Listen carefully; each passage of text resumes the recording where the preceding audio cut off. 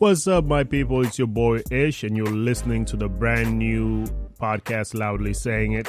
Like I told you the last time, I want you to come with me on this journey as we talk about life, business, relationships, and all those topics you want to, but are afraid to. This is about the black man. It's for you to discuss the things that are going on in your communities and the things that are going on with you as a black man, and address them and understand that there are people out there that are willing to discuss these issues with you. And I promise you, I will never ask you to talk about anything that I'm not willing to share with you. So come on along with me as we get into a brand new episode, okay? Let's do this thing.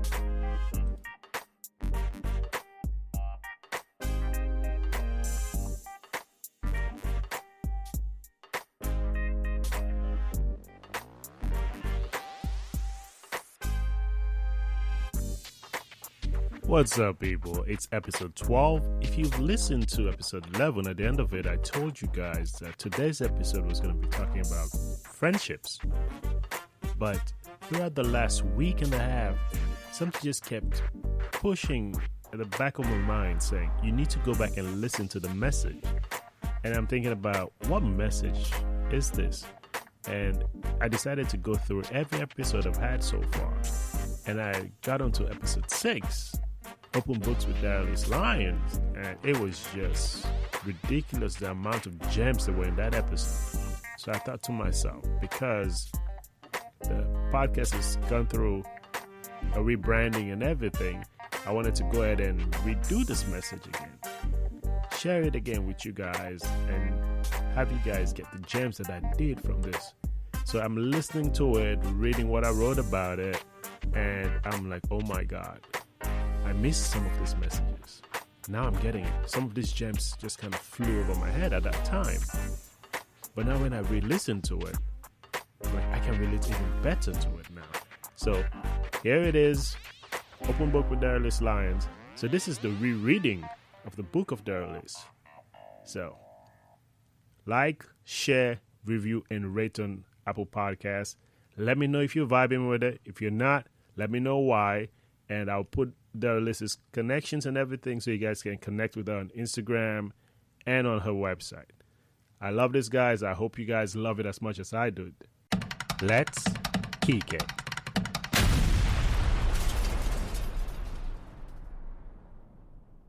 Good morning, Daralyse. I already did my intro for you for the podcast, and I just want you to go ahead and tell the audience about yourself. Tell them, who is Daralyse Lions?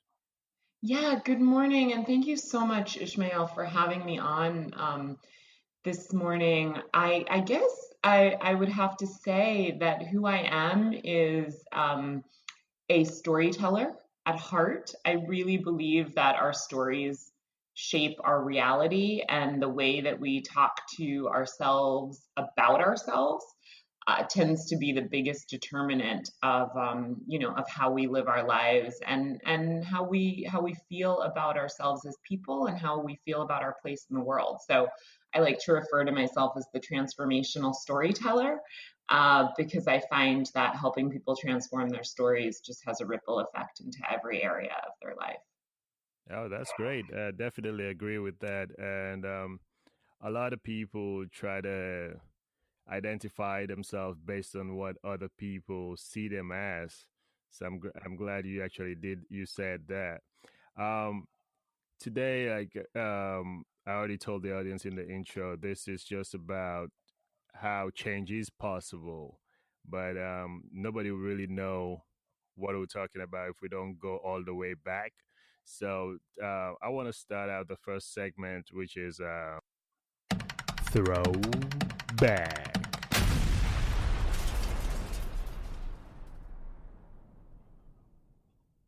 I want to go back to Daralyse at, let's say, I don't know, Daralyse at 13, the young Daralyse. Let's jump in and see, where is she at right now in her life? If you could just take us through that stage in Daralyse's life. Sure, absolutely. My teens were really hard. I was up until I was 11, I was the only child of a single parent, and so I had a lot of individual attention, and I felt very kind of cherished and very loved. And I, in some ways, I actually think I had too much attention as a child, because I kind of thought that I was the center of the universe, as a little kid, and I just had a lot of and a lot of adults around me and a lot of love in my life. And then my favorite aunt got leukemia and died. And shortly after that, many of my relatives began to move away and get married and all that. And so I stopped really feeling like everybody's focus. And then my mom, who it had just been the two of us for most of my life, she met a man, and he wasn't a very nice man. I like to say he put the dick in dictator. I mean, he was he was kind of a Oh, jerk. wow. Yeah, yeah.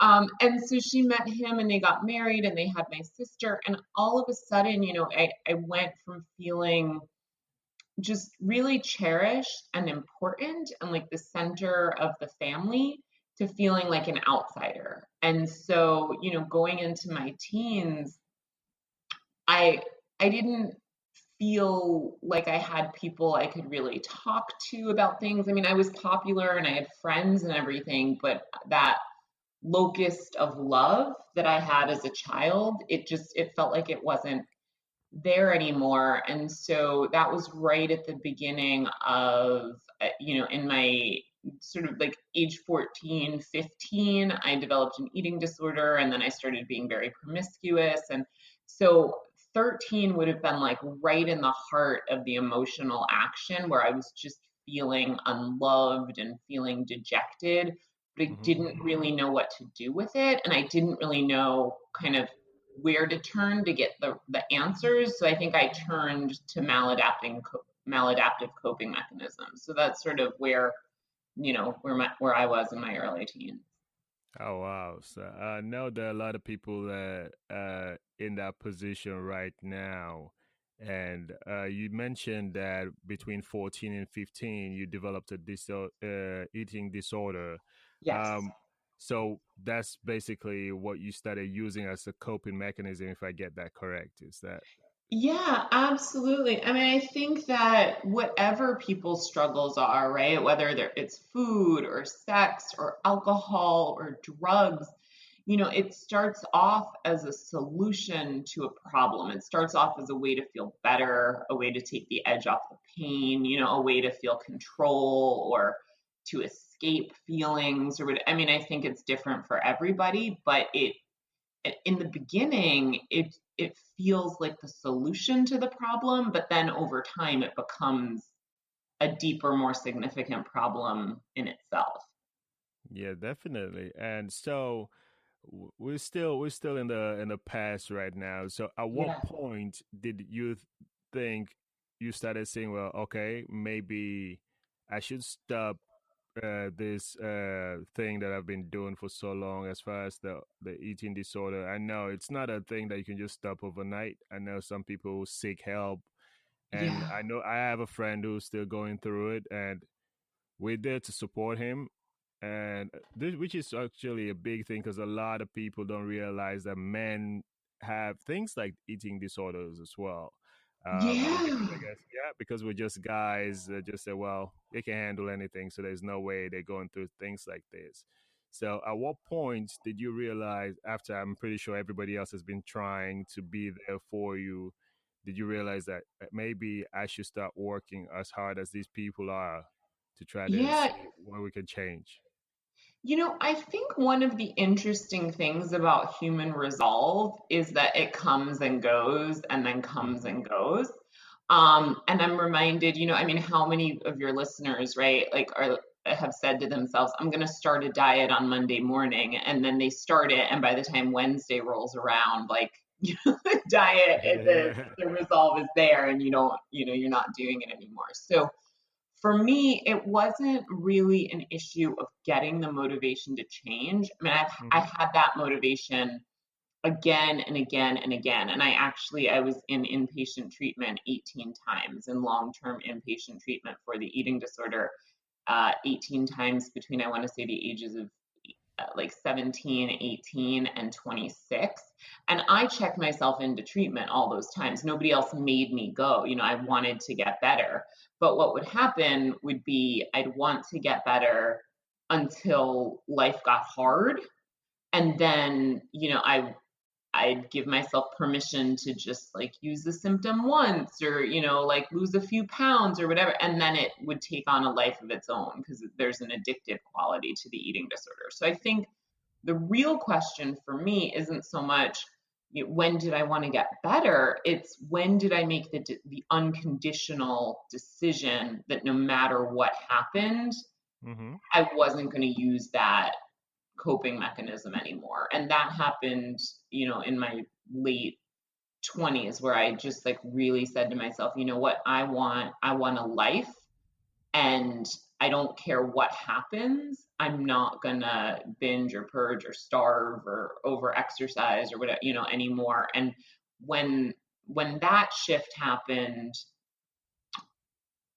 I actually felt more crazy for a while, Ishmael, because it was I couldn't take the edge off my emotions in the way that I was used to. And I feel like when I made that fundamental decision that I was going to change, my Yeah. whole story had to change with it. Like I no longer saw myself as this anorexic bulimic person. I saw myself, I'm not sure exactly what I saw myself as at the time, but there was a huge shift that had to happen in terms of my self-identity, in terms of like just what was permissible for me, and I feel like that was really the beginning of me embarking on this new life that I live today that I really enjoy and love. But it was definitely my late 20s when I just said, you know what, never again. Like I'm never again gonna go back to that place. This isn't my story anymore.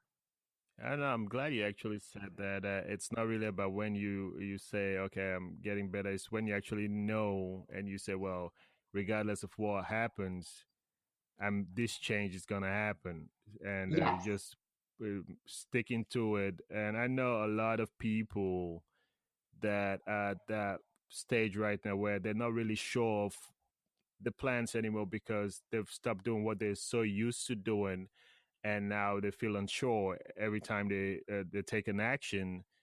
And I would say I just got over that stage where with this podcast is something I've thought about for years, Yeah. and I was like, yeah, maybe I don't want to do it because so many people doing it. And then one day I just woke up and say, okay, I'm just gonna do it regardless of what happens. I'm just gonna go ahead and do it. Got everything ready, jumped on the computer, got the mic on, and just started talking. And Yeah. from then, I never actually looked back. And I said, well, hey, if I get guests, I'll get them. And I'm glad I have somebody like you on the show. And just hearing what you have to share with the audience, it makes everything worthwhile. Saying, well, yeah, I'm glad I actually took that step and never looked back. Yeah. A question to say, hey, is this what I should be doing? But I guess you say that's just life. When you change, you're not always going to be sure about everything that's going to happen. Yeah. So, Well, and yeah. when you made that decision and you did jump on and you started the podcast and you started to just sort of talk and regardless of what the results were, what did it feel like for you to take that leap? It was a big relief. It was like this heavy load had been lifted off of me. It's because it's been years that I got to add everything I needed to start the podcast. All I needed to do was actually just make that decision and say, yes, I'm going to go for it. And I had several recordings I've done before, but then I would listen to them over and over and over and just decide, well, no, it's not good enough. But then Yeah. one day I just woke up and say, hey, this is what I'm going to do. And after that first episode was published, it was like just this heavy load was lifted off of me. And it's been great so far. So Yeah. far, it's been great. And I think that's the feeling that comes from not just trying to make a change, but really making an internal transformation. I think that's the feeling. Like I know for myself and for all the clients that I work with and things, like it's that moment when someone just steps into their new identity, steps into the person that they were meant to be. I feel like it's always a relief. It's fear, fear, fear, fear, fear up to that point. And then when you finally do it, it feels like, oh, this is like, it's like a coming home of sorts. It just feels like, oh, this is who I am now. And it's not necessarily easy from that point on, but it feels way more authentic than to No, not make that change. definitely, I agree with you. And that's actually going to have me segue into the next segment, which is for the For culture. And the you're a culture. prolific author, transformational life coach, and a speaker. And I know you have about 16 books now that you have I have, published. I have 20. Yeah, I have 20. 20 books now that I've written and sold to publishers. So either they're already out or there's a few that are, coming out within this year. But yeah, I definitely write quite a lot, and I'm lucky enough that people want to read my stories. Yeah. Yeah. Now, we've gone through how you had an eating disorder and up to the stage where you decided, well, yes, the change is going to happen regardless of how you felt about it. Yeah. And now we have Daralyse, the author, the speaker, the life coach, um, which means there was a period, yes, you were going through the change, but what got you into writing, and when did you decide that, okay, I want to be a writer, I want to be a life coach, I want to be a speaker? So please just share with us like that transformation where Sure. you made that decision. Yeah, so I feel like I didn't really make the decision to become a writer. I feel like writing is who I am, and it was when I was 5 years old, I used to write. I used to get into trouble actually because after bedtime I'd be under the covers with my flashlight and my pen and my notepad, just like making up stories and writing things down, and it was always who I was. I do comedy improv. I was always like a performer. I always liked to feel things in a big way and to tell stories, and then when I got further away from myself and I developed an eating disorder and I felt very alone, I got away from that part of myself. And I worked in finance for years, which is not who I am, Ishmael. Like I'm not really a numbers person. I'm a feelings person I and I'm a feel you. stories person. So yeah, and then I feel like when I got into recovery and when I started to live a more authentic life and be truer to myself, and when I didn't have food as an escape mechanism anymore, or starving or whatever I was doing, like I kind of I feel like that aspect of myself that I had lost, it found me again. And then I started to write a lot, and I just I loved it, and I'm still in love with writing. I mean, I think it's one of the things in my life that I'm so passionate about that I couldn't really imagine a life without it. And so, yeah, that's the thing that fills me up now. And then after becoming a writer and after experiencing, a little bit of success in the publishing landscape and getting my work out there, I started to realize that I wasn't the only one who had stories that were longing to be told. And I wasn't the only one who had, at one point, barriers between what I wanted to do and what I would allow myself to do. And so I kind of just stumbled into helping other people, and I love it because they say the best way to learn is to teach.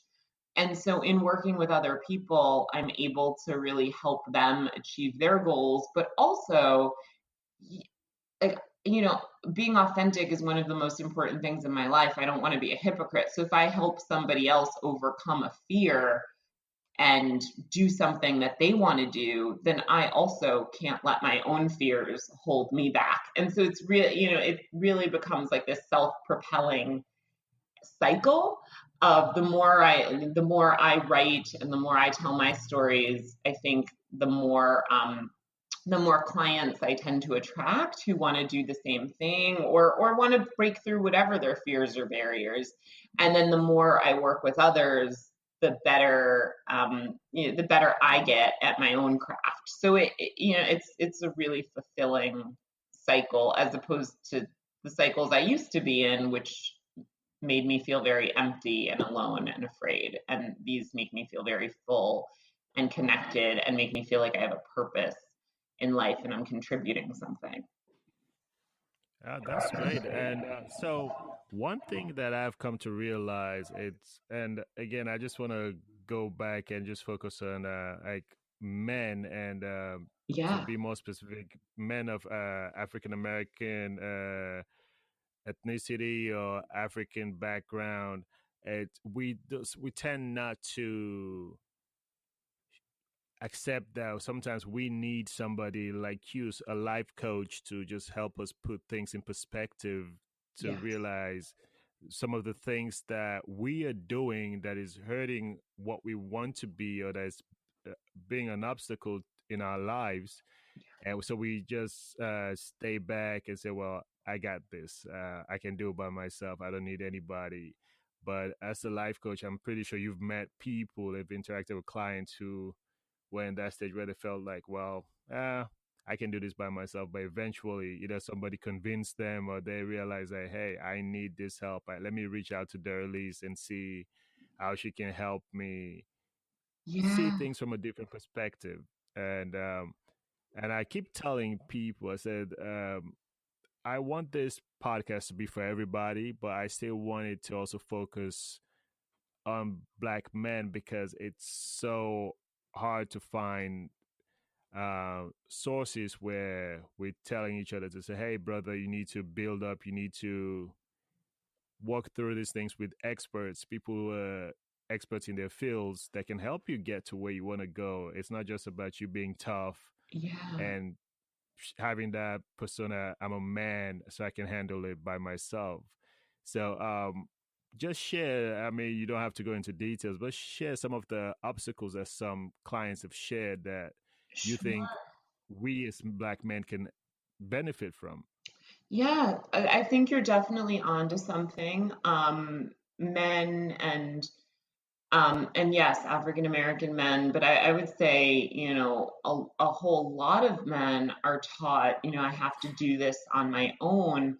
I would say that the bigger stumbling block that I come across in men is a sense of duty and responsibility, that they feel like really kind of beholden to the people in their lives. So a lot of men might be working jobs that they're miserable at, but they feel like, you know what, I can't really become an entrepreneur, or I can't really follow my own passions because I have to pay the bills and I've got a wife and I've got kids. Or even if they're single, they feel like, well, I want to be that man with money in the bank and with like those kinds of things where they kind of feel like, okay, I might have this dream or I might have these desires, but I'm not going to go for what I really want because I owe it to the world, or I owe it to the people in my life to be the guy I've always been and to do the things I've always done and to deliver,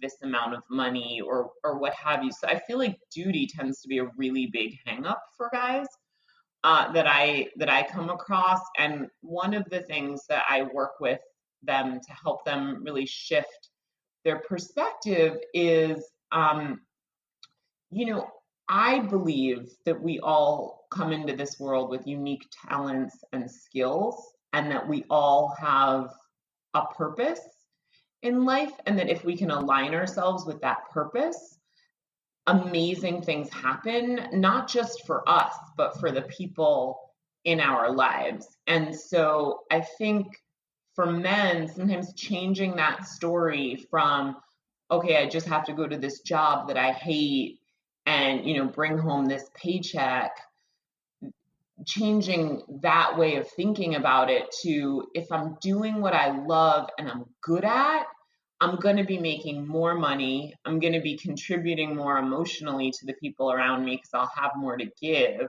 I'm going to be an example, to my kids that they can actually be happy in life. They don't have to go through it miserable and unself-actualized. And so, I find that helping men to feel like they have permission to follow their passions in life and to follow the things that they're good at and to cultivate their talents. I think that really opens them up to a level of drive and enthusiasm that might not have been there before. And I find that once someone, men are really wonderful in terms of being like linear thinkers, and I think and problem solvers. And so I think that when a man changes his way of looking at things to say, you know what, this is who I'm meant to be, and I want to do everything I can to be the best me possible, then I think it gives him permission and opens him up to figuring out, okay, well, what help and what support do I need to get there? Do I need to hire a personal trainer? Do I need to um, work with a life coach? Do I need to read this book or change this thing? I feel like, if a man was going to fix a car, he wouldn't just go into it without a manual or without taking a class on cars, or like he'd try to figure out how to fix the car. And so I think that when it comes to making changes in a man's life, if he feels like, okay, this is something that I want to do, but also I need to do in order to be the best me possible and to support everybody I love and who loves me and who's kind of counting on me. When a man feels that way about making change and transformation, I think it does enable him to get the support that he needs to make those changes, and the information that he needs to make those changes. Definitely, I agree with you 100% because, like you said, if you were gonna work on our cars, you're not just gonna jump in because one, that's never a good idea. Two, I don't think you want to drive that car after you're done Yes, because yes. I actually talking about that. I actually had that actual issue where the first time I try to fix a car by myself, I just like, well, how bad can it be? And I soon realized that it could be really, really bad. Yeah. So yeah, so and I'm glad you shared that because I think there are people out there. I know there are people out there that need to hear this from somebody who is an expert in her field to let them know that it's not a bad thing to seek help. And as men, we once we change that mindset, it's easy for us to just start going with that new mindset. It's not that complicated. I know my wife always tells me, say your brain is so simple, Yeah. and yeah, say you just have to think the right way. That's all. I guess that's what she's just trying to tell me. Hey, change your mindset, and you see what I see. Yeah. But and she actually was one of the people that pushed me for the podcast. Say, hey, you. I know you don't feel complete right now without doing this, so why not just do an episode and they actually publish it and see?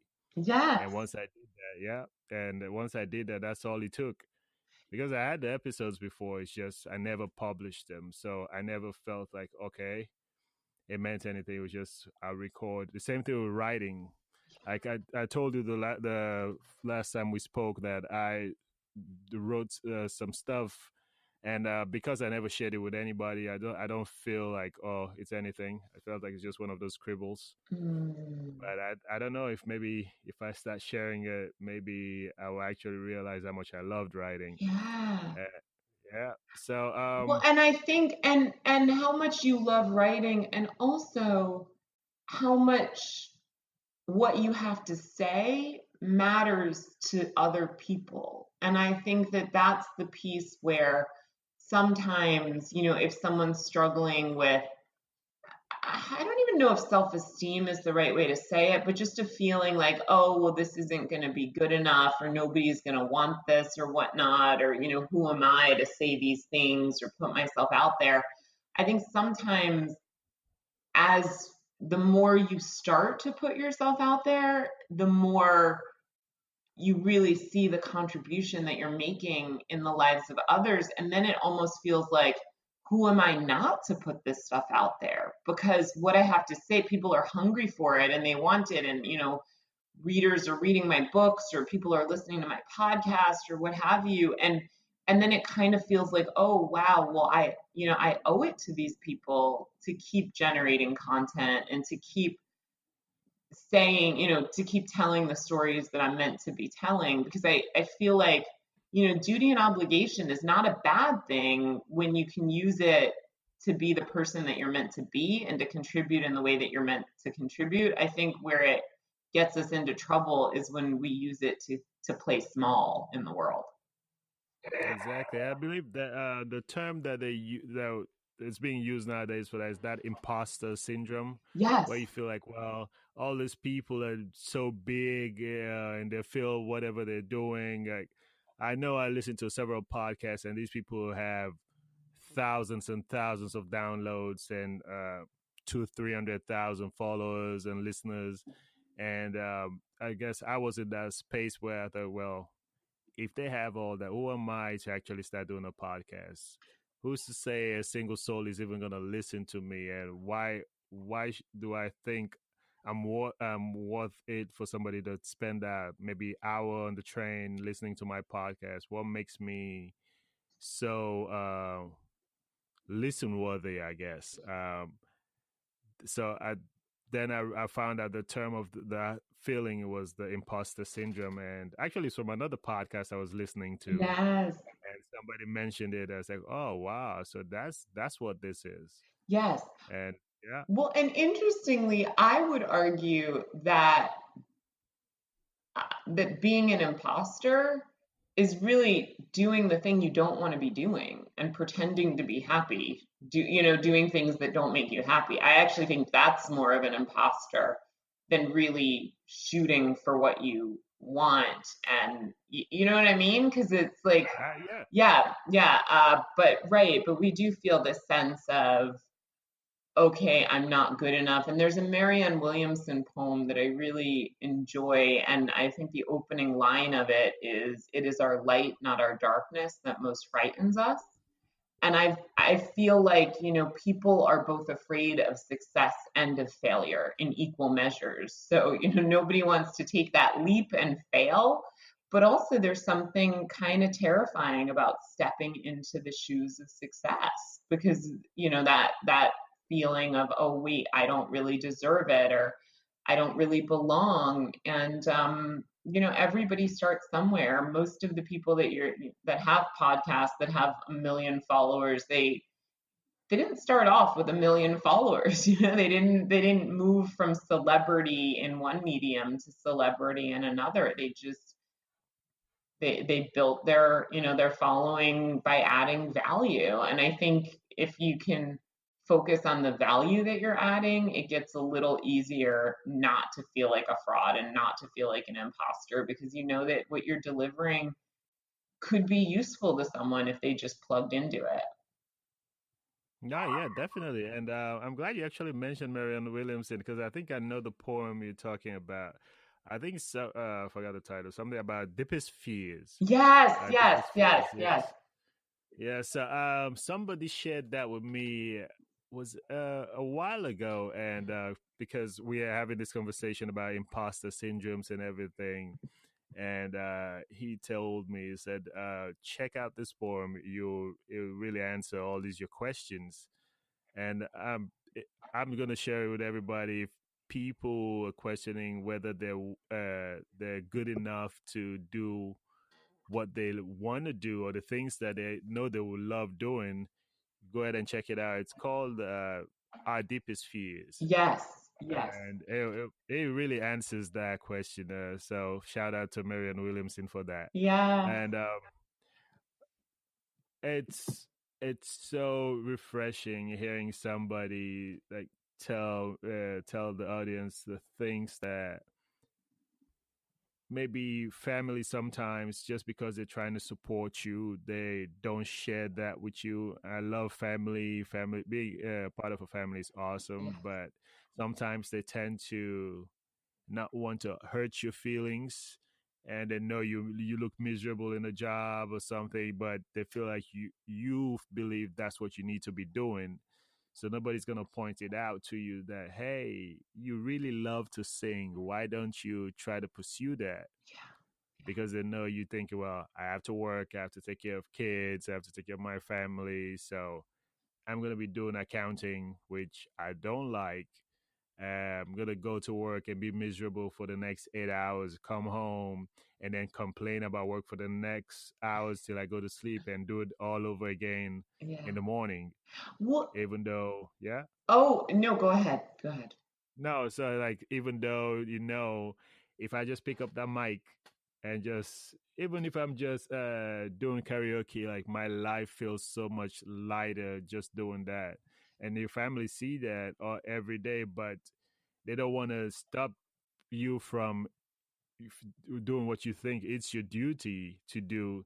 So that's it's a tough place as a family member to be, because I know I've seen family members, relatives who go through this, and I ask myself, do I want to mention to this person to try doing what they love? I have relatives who, because coming from an African home, we taught that you're either a doctor, a lawyer, an engineer, or you know what talking about Yeah. to friends. So I see people fighting to get into medical school, tried several times with the MCAT exams and just keep failing, but just keep pushing and pushing because they believe that's what they should be doing. But then they're great artists; they can reproduce anything by memory and everything. But I question myself: do I tell them like, "Hey, maybe you want to pursue art, or and stop struggling with this medical dream because your parents have told you that's what you're going to be since age one, and they've drilled that into you, and now you're in your 30s and you're still trying to get into medical school." Yes. So yeah, so that's a dilemma sometimes I think our relatives go through, worrying, should they share what they're seeing, or should they just wait and see if we can just figure it out on our own?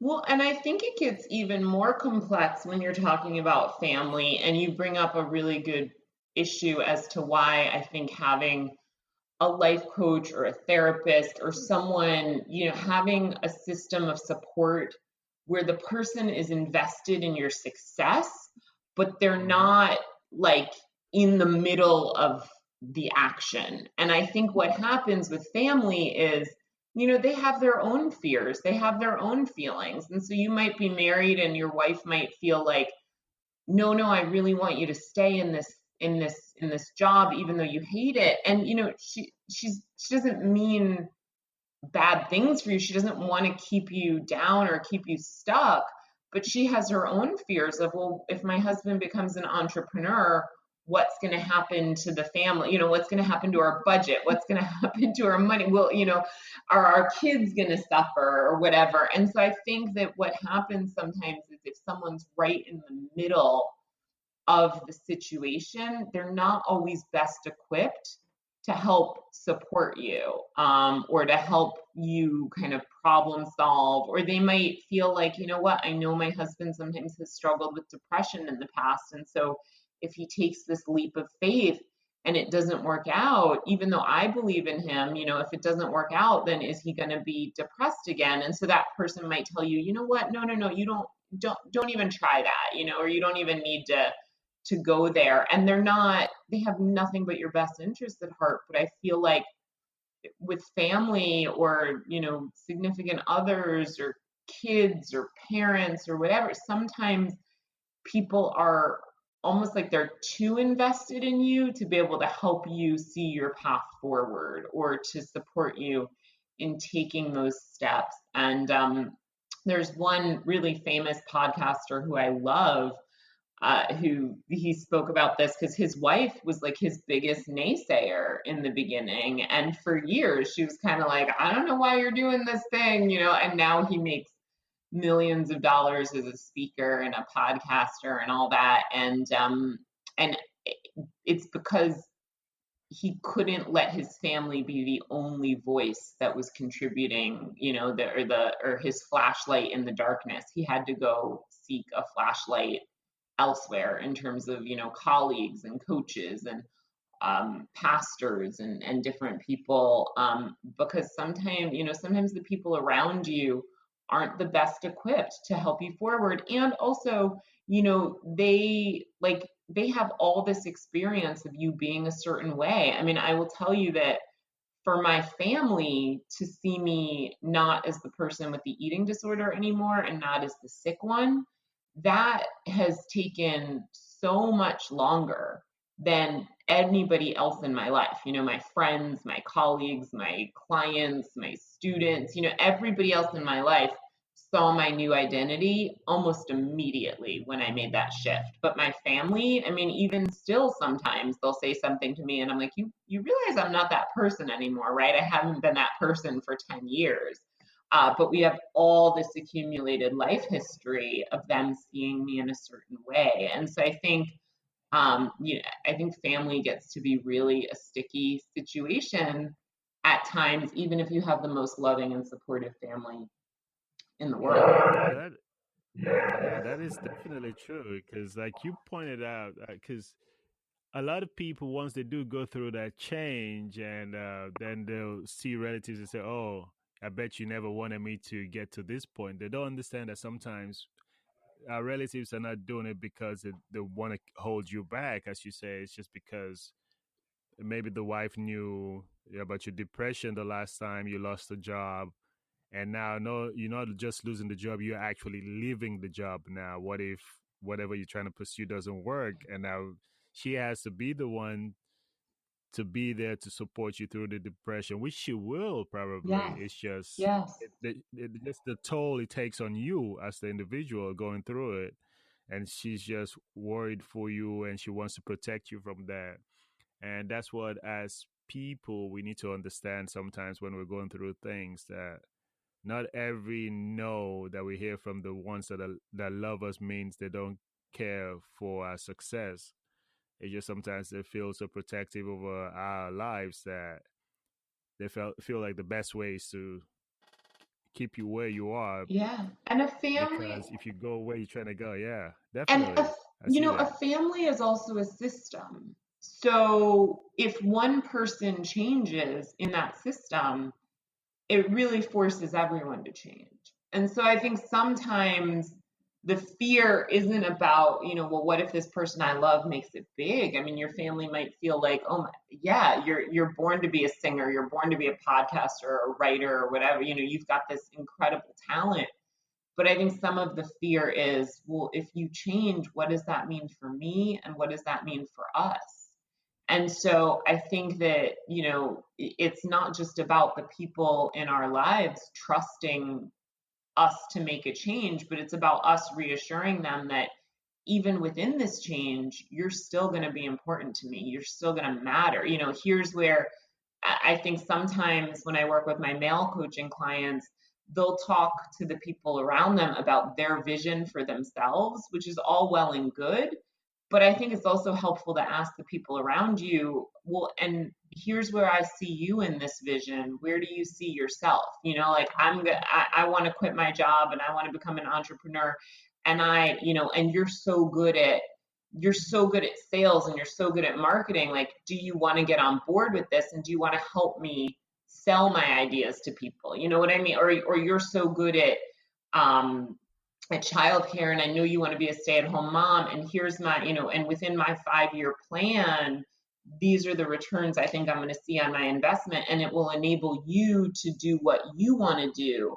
I think that's way easier to get family on board when you bring them into your vision and you co-create with them, as opposed to just sort of focusing on, well, I'm not happy at my job and I want to switch to something else, and you're not telling the people around you, and you have a place in this too. And I think people sometimes get really scared when you're talking about making changes that involve them, but you don't invite them into the process or invite them to be, to be part of it or talk about what areas in their life they might want to shift, and you can be shifting together, from a spirit of love and co-creation, as opposed to just like a spirit of dictatorship or a spirit of fear. No, definitely. I actually do like that because I would say I'm guilty of that. I never actually sat down with my wife and said, "Well, this is my vision about a podcast," and try to see how I can incorporate the things that she loves to do into that Yeah. vision. It's always been I've just been focused on, okay, this is what I want to do, this is what I'm doing. And even sometimes I get home at 1 in the morning, and I'll get downstairs, jump on the podcast, start editing and doing other things. So probably about 3 or so before I go to bed. I never really thought about asking her, saying, "Hey, how can we get you involved in this?" Because we're a unit. Like you said, Yeah. a family is a system. Once one person changes, the whole system has to change. Yeah. And yeah, I really like that. But I don't want to have you share all your life coaching expertise Sure. with everybody. But so I'm just gonna take us into the segment. Time for the talk. I want you to share with us the projects you're working on, where the audience can find the books that you already have out, where they can purchase them, and what is next for Daralyse Lions. And if somebody wants to reach out to you for live coaching or speaking event, how can we do so? And what are the channels that we can connect with you? Absolutely. Thank you so much for that, and thank you for the opportunity to be on this podcast, because it's wonderful, and I do enjoy very much working with my male clients, because I think it's a nice yin yang sort of complementary thing. I think I bring a way of looking at the world to them that is slightly different, Mm-hmm. and vice versa. I mean, I really love and appreciate that. And to that end, right now I'm working with a few male clients on getting their books out there. They're working on books, and I have the privilege of working with them to help make that happen. So that's something that I'm working on at the moment. My website is www.daralyselions.com, and it's DARALYSELYONS.com. And on there, there's information about my coaching, information about all of my books are listed. There's I do comedy improv, as I said, so there's information about that. It's a wonderfully interactive website. And there's a contact form. People can email me through that. But my email is Daralyse@daralyselions.com. I'm also on Instagram as Daralyse Lions, and on Twitter as Daralyse Lions, and then I'm on Facebook as the Transformational Storyteller. So I'm in a lot of places, but again, my website is a central location to get in contact with me, and that's www.daralyselions.com. Yeah, definitely. I'm gonna put that up on the post that's gonna accompany the podcast. I'm gonna put all those links up for the audience, for everybody to be able to connect with you, and to be able to reach out and seek your services. And I'm definitely gonna stay in Yes. touch because I feel like there's a lot I can benefit from having somebody like you in my life, because I've always been that person. I believe that I can do it by myself, and now I'm getting to a point where I'm realizing that, yeah, you can't always do it by yourself. That's why these people exist. If you could do it by yourself, these people would not exist. So, and that's how I'm starting to look at things. It's like, if there's somebody that exists that has this expertise, that means there are people out there that need that person. And my wife tells me I come up with these crazy explanations for things I want to do, but that's my belief. I say there at least exists because I need somebody like her to help me put things in Yes. perspective. Well, and you And exist on the podcast because people need someone like you to be giving them, insights and expertise and information, even if you're just facilitating the information by bringing people on. So I think that really it does become an interconnected thing where the more you say, oh, I have to do everything on my own, well, then what you're saying is that everybody has to do everything on their own, and then nobody can add value to anyone else's lives, which when you think about it is kind of ridiculous, right? But that's the Exactly, story that we exactly, tell ourselves. Yeah. exactly. I really appreciate you jumping on the podcast today. I know we had a few hiccups for our first recording, but I'm glad we were able to reschedule and having you today. It's been really enlightening for myself, and I'm pretty sure for the audience and anybody that will ever come across the podcast. Um, Before I let you go, I just want you to, if there's one piece of advice that you share with everybody today, what would that be? I guess the one piece of advice that I would share would be that the story that has brought you to the place where you are now, if you're not where you want to be, the story needs to change. Yeah, I think that would be my one piece of wisdom. Ah, I like that. That the story needs to change. If you're not where you want to be, the story needs to change. That I'm gonna keep that and I'm gonna run with that. But again, thank you for jumping on the list, and I really, really appreciate it. And for those of you listening, please jump on and connect with Daralyse. You can find her books. I'll send you all the links once I finish everything up on this end, and I'll share it on Instagram, on Facebook, and Twitter. And of course, the podcast will be on SoundCloud, on iTunes, Spreaker, TuneIn, Spotify.